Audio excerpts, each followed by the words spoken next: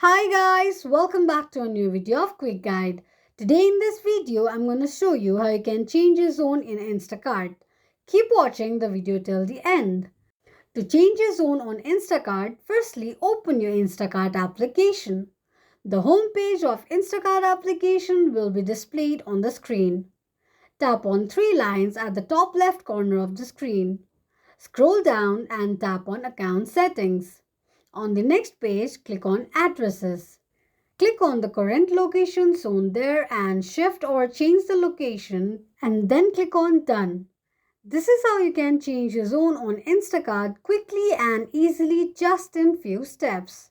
If you have any thoughts or queries, let us know in the comment section. Don't forget to subscribe to our channel.